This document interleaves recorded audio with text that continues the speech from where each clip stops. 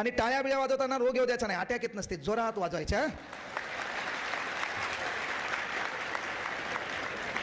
आपला प्रॉब्लेम काय आहे?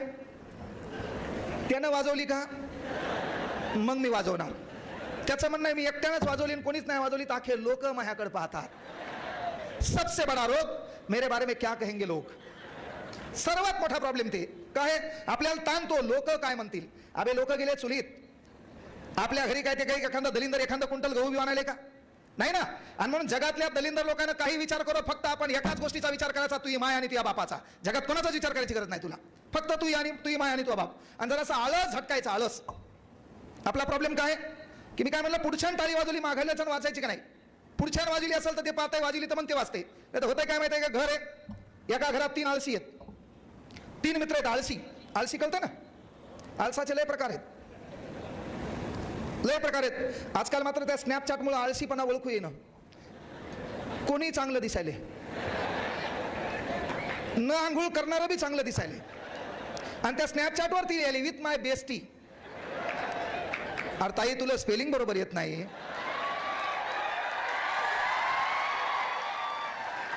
म्हणजे हाता नाही का नाही. आपण वाशिमला राहतो, मी परभणीला राहतो, आपण काय त्या पुण्याची संस्कृती आपल्या बोकांडीवर उरावर घ्यायची. आपण गरीब आहेत ना, आपण ग्रामीण भागातले आहेत. अरे तीच संस्कृती टिकून ठेवायची, काही फरक पडत नाही. काय झालं होतं, क्लास घेत होतो, क्लास घेत असताना बाबासाहेब आंबेडकर व्हिडिओ घेऊ लागलो, आणि बाबासाहेब आंबेडकरांचं चरित्र शिकवत असताना मधामध्ये एका दलिंदराला मला मेसेज केला. म्हणला सर 7:30ला IPL चालू व्हायला त्याच्या अगोदरच क्लास घ्या. 7:30ला IPL चालू व्हायला त्याच्या अगोदर क्लास घ्या. मग मूडच खराब झाला ना. म्हणजे जिंदगीत मला वाटलं मी काय जन्माला आलो. म्हणजे मी जीव तोडून ठरवलंय बाबा हे पॉईंट बोलायचे आहेत, या पॉईंटमध्ये काय काय आहे, नवीन पुस्तकं कोणते आहेत, अपडेट काय, असा डाटा तयार केला आणि शिकवायला जाऊ लागलो. पायरी ओलांडत नाही की त्या भिकार चोटाचा मेसेज आला मला. एकाचा मेसेज आला, मेसेज नाही पाहिला म्हणून त्यानं कॉल केला, गुरु कसे आहेत? तसाच आहे म्हणलं. सर एक काम करा म्हणले, 7:30च्या आत लेक्चर घ्या, ते IPL चालू होते म्हणले. मग IPL चालू होते म्हणलं, पहा जिंदगी 1 मिनट में नहीं बदलती, लेकिन 1 मिनट में लिया हुआ फैसला पूरी जिंदगी बदल देता है मेरे दोस्तों. माणसाचं आयुष्य एका विचारानं बदलतं. एका मिनिटात जरी माणसाचं आयुष्य बदलत नसेल तर एका मिनिटात घेतलेला विचार माणसाचं आयुष्य बदलतो. फॉरेस्टमध्ये नोकरी होती छान पद्धतीनं, मलाही तिथं जगता आलं असतं. मी काय धुतल्या तांदळाचं नाही, मी आधी जंगल इकलं असतं.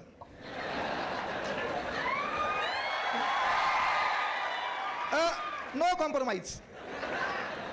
आपलं राहणीमान, आपल्या घरच्या गोष्टी मेंटेन करायच्या, बाकीचे सर्वच लुटायले. तर मग मी 2-4 झाडं ऐकलेत, काय बिघडायले? कोण राहिलं लुटायचं? सरपंचापासून घेतला तर डांबर खाय, सिमेंट रोड खाय, नाल्या खाय, सर्वच खाल्ले. मग मी तर झाडच खाऊ लागलो. म्हणून मी ते बी केलं असतं. पण ते करत असताना लहानपणी मी शाळेत असताना मला कोणी विचारलं तुला काय व्हायचंय, तेव्हा मी छातीत ठोकपणे सांगायचो मला मास्तर व्हायचे. मी छातीत ठोकपणे सांगायचो मला मास्तर व्हायचंय. आणि म्हणून शिक्षकांना दुसरा शब्द वापरला जातो, मास्तर.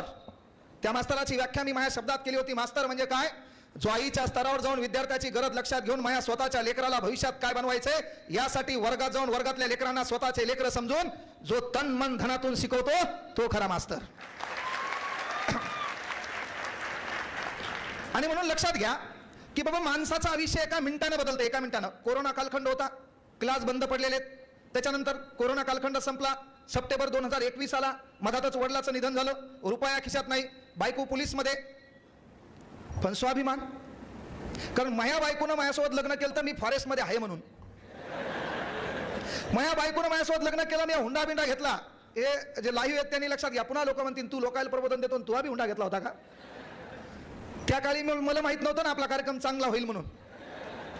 आणि म्हणून मी हुंडा बिंडा घेतला. आणि ज्या दिवशी मग एंगेजमेंट झाली ती अंगठी असते ना या बोटात घालायची, ज्या दिवशी घातली की दुसऱ्या दिवशी मी राजीनामा दिला. मै बायको कोमात, आखी मै सासरवाडी कोमात. इथं माझे मेवणे आहेत, आता ते बी कोमात गेले. याच्यामुळे सोडलं होतं का? एवढ्या दिवस कोण सांगितलं नाही म्हणले. अभिजित बांगर तुमच्या जिथं पोलीसमध्ये आहेत, माझे मेवणे आहेत, त्याला माहिती आहे. ज्या दिवशी मग एंगेजमेंट झाली दुसऱ्या दिवशी मी राजीनामा दिला. अख्खे सासरवाडी कोमात गेली. पोरगा आपण नोकरीवाला म्हणून दिलं होतं, त्यांचा राजीनामा दिला म्हणून. मै बायको जे फोनवर अशी गोड बोलायची का, मधात 2-3 महिने बोललीच नाही माई छान. इसे येत नाही. कामयाबी में दुनिया तुम्हारे साथ होती है, जब तुम नाकामयाब होते हो तो पूरी दुनिया तुम्हारे खिलाफ होती है. आणि म्हणून मी बायकोला सांगितलं की आपल्याला मास्टर व्हायचंय, आपण डीएड सीटीत लागलो नाही, आपल्याला क्लास टाकायचा आहे. बायको म्हणली तिकडे जंगलातच राहा, वाटलं तर मी बदली करून तिकडे येते, पण क्लासच्या कुटाण्यात पडू नको. वाटलं तिकडे पैसे कमी पडलेत, मी 200-300 पाठवी जाईन. म्हणजे पहा, लक्षात घ्या, कुठलीही मागे व्यवस्था नाही, आपल्याला माहित नाही आपलं काय होईल, काय होणार आहे, काही घेणं नव्हतं. आणि मी डायरेक्ट 1 जुलै 2015ला तिकडे राजीनामा दिला आणि मी परभणीत आलो. परभणीत आल्यावर मी लोकांकडे पहिले क्लास घेतला. ज्या क्लासचं नाव स्वामी विवेकानंद आहे, त्या स्वामी विवेकानंद क्लासवर देखील मी 1800 रुपये महिन्यानं कामाला होतो. त्या क्लासचा मी मालक आहे. इथं पुढे तुमच्या वाशिममध्ये बसलेले पोरं आहेत, ते माझ्या क्लासला आलेले आहेत. मी इथं काहीच नाही. परभणीत आल्यावर तुम्ही पाहा ना आपला रुबाब कसा असते. हे आमदारापेक्षा डेंजर कार्यक्रम आहे आपला, माहिती सांगतो. सहज होत नाही. तुम्हाला स्वतःला ओळखता आलं पाहिजे. व्यवस्था कुठली असो, काही करा. मी तर पोरायला म्हणतो चोर होय, पण गद्या बँका लूट, नाही तर फोक्या चोर झाला, पॉकेट मारू लागला, पकडला, अर्धा तास तुडतुड हल्ला, काय कामाचा. ब्रँडेड चोर होय है ना. सध्या ज्या चोराच्या विरोधात तुम्ही बोलू लागले, त्या चोराला बी आपले साहेब म्हणले त्याचं बी योगदान आहे म्हणले देश घडवण्यामध्ये. न बोललेलं बरं. काय काय म्हणते, तू असंच म्हणतो आणि बोलून बी जातो. ही रियालिटी आहे. म्हणजे मी परभणीत आलो. परभणीत आल्याच्या नंतर मला वाटलं आपल्याला क्लास क्षेत्रात करिअर करायचं. 6 पोरावर 3 महिने बॅच घेतली.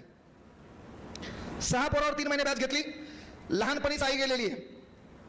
कोरोना कालावधीत वडीलही गेले. पण मात्र मेन काय होतं, मी नोकरी सोडत असताना, क्लास घेत असताना, काम करत असताना मला म्हणणारा कोणी नव्हतं तू काय करायला. बाप कधीच बोलला नाही. आई लहानपणी गेलेली. आणि तुम्हाला एक गोष्ट कधी लक्षात घ्या, ज्या माणसाच्या संघर्ष गाता असतो, एखाद्याला एखादी रात्र सुखानं झोपायची असेल तर एक गोष्ट लक्षात घ्या की ते एक रात्र तुम्हाला संघर्षमय जागाव्या लागतील. म्हणून तेव्हा त्या खऱ्या रात्रीचं महत्व तुम्हाला कळलं. आज मी अख्ख्या महाराष्ट्राला हसवत असेल, अख्ख्या महाराष्ट्राला मी त्या युट्यूबलाही कोणाला बोलू देत नसेल. एकमेव मास्तर आहे आपण. तू काही कमेंट कर, मी तुला रिप्लायला भारी देतो. आता एका गध्यानं मला विचारलं सापाल किती पाय असतात, तर सापाल किती पाय असतात मी एक्झॅक्ट एका सेकंदात उत्तर दिलं की हा माईल जाऊन विचार. आता कॉमन आहे ना प्रश्न. मी शिकवायलो काय, मी बोलायलो काय, तू विषय कोणता मानतो, इथं मध्ये व्हायलेत ना आपले. हा पुन्हा मेन गोष्ट, आपण त्या 3 आळशी मित्रावर यायचं राहिलो. आपण कुठेही जाऊ द्या, मग हा विषय सोडत